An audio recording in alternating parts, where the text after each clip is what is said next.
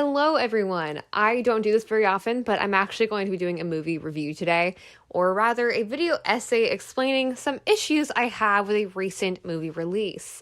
The movie in question is Doctor Strange in the Multiverse of Madness, and I'm going to be focusing on the character arc of none other than Wanda Maximoff, aka the Scarlet Witch.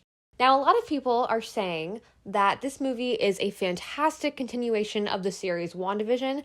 So for those who haven't seen WandaVision, I'm about to give some major spoilers, so you might want to skip ahead or honestly just not watch the video because I'm about to talk about it pretty much the entire time. So in WandaVision, we are following Wanda's arc immediately after she has lost Vision in Infinity War. We end up in a sitcom world, which is very soon revealed to be Wanda's own creation. What we discover in episode 8 is that she created the place spontaneously, pretty much on accident in her grieving. The show expertly follows the 5 stages of grief. The first 2 episodes are Wanda's denial. Every time something comes in that threatens her perception of this perfect sitcom world, she gets very, very defensive and immediately does something to stop it. In this first episode, we see her actually stop the man asking her questions by starting to have him choke on food. It gets out of hand, and she realizes what's happening when one of the residents starts pleading with her to stop, and she immediately stops.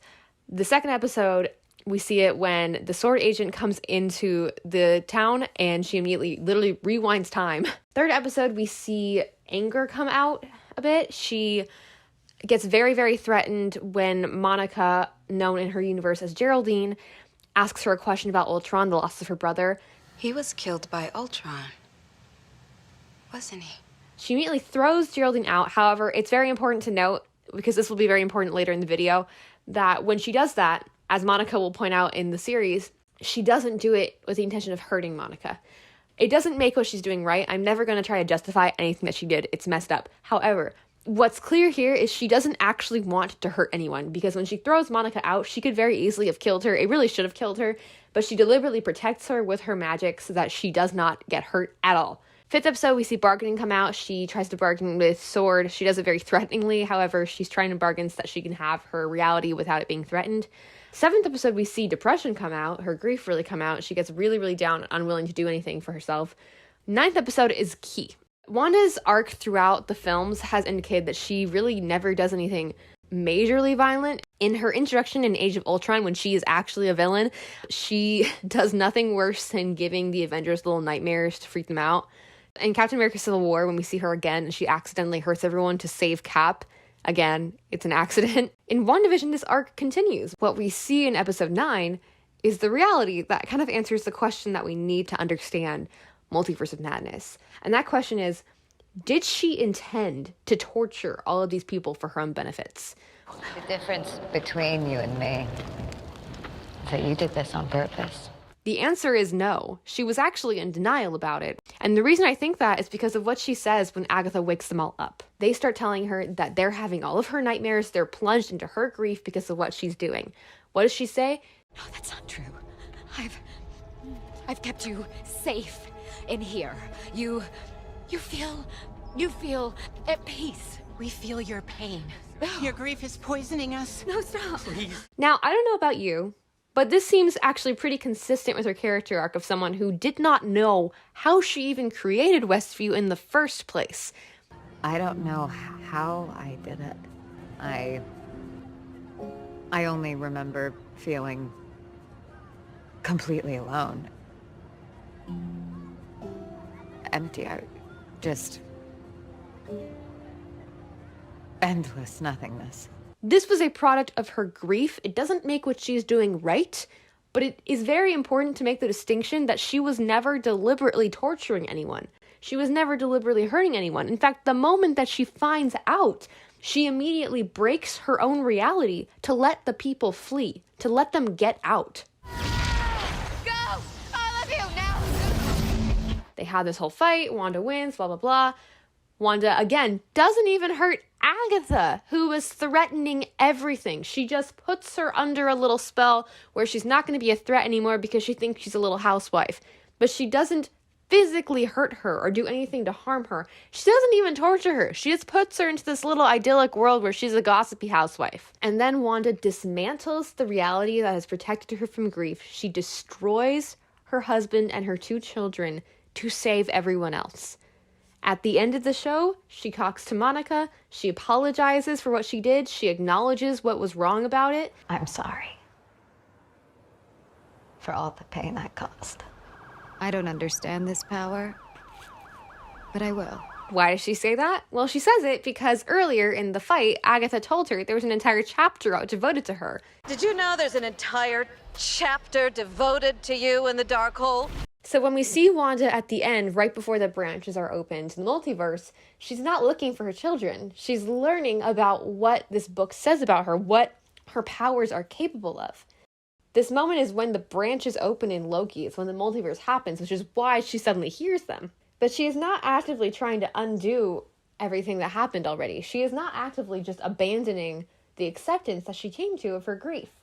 And this, my friends, is the problem with the Multiverse of Madness. We open the film, and she has immediately gone completely mad. She wants to find her children in a different multiverse at all costs, and anyone who gets in her way is not only going to be punished, they're going to be brutally murdered. Now, that does not seem very consistent with the character arc we have seen across the last few films and the series. Wanda has gone from a woman in severe grief who is tormented, who is suffering, and who we see this complex character arc for. She is transformed from that into a person who apparently will just murder anyone to get what they want, brutally. Is their mother still alive? Yes. Good. There will be someone left to raise them. Now, the MCU creates a very convenient plot device to explain this. Apparently, it's a plot device that is present in the comics. However, if it's present in the comics and you're going to make it a very important part of the plot in a film, you really should establish its power a lot better than just saying it once. I know it's the Book of the Damned, and that it corrupts everything and everyone that it touches. That's it, guys. That's how she turned evil. She touched the book, and all of a sudden, she's willing to murder everyone. Now, a lot of people have told me that the reason that this makes sense is the Lord of the Rings problem. Now, if you haven't seen The Lord of the Rings or read the books and you really want to avoid spoilers, I would recommend skipping ahead to about 8:51. But for those who have seen it, I'm going to talk about it now. In The Lord of the Rings, you have Frodo and a bunch of other people who are traveling to destroy this evil ring created by Sauron. You're going to throw it in this volcano, it's going to go away, everything's going to be okay again. The problem is, the ring has an evil spiritual effect on people who obtain it. Hobbits are less affected, so he's able to carry it for longer without the evil possessing him. But apparently, if you hold it too long, it's going to turn you evil because you want the power that the ring gives. I'm giving it to you! Don't tempt me, Frodo! Here's the difference between that and the Darkhold. That plot device is confirmed and supported for 3 films before we see it affect Frodo, whose entire arc has been to save everyone and to throw it away. The ring is mine. 3 films are committed to that, and it's only in the 3rd film that you really see him turn. And not only that, you see it affecting him throughout, and you see it affecting the people around him. You see what it did to another person who possessed it, Gollum. You don't just see him touch it and then go, oh, I'm evil now, which is essentially what the Darkhold did to Wanda. She touched it, and then the next time we saw her, she's suddenly evil supervillain going to murder everyone. So that's why I don't think it's a relevant example. You see the buildup over a course of a very long time in Lord of the Rings, and in this film, you just see her suddenly evil. So honestly, I wouldn't have loved this film even if her arc had been correct, but Wanda's arc has been one of the most complex character arcs I have seen in the MCU.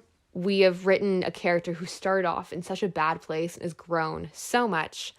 And it's like the director of this film looked at WandaVision and looked at his script, and instead of trying to make an arc that made sense for Wanda, just threw everything out the window to get this villain that we really apparently wanted.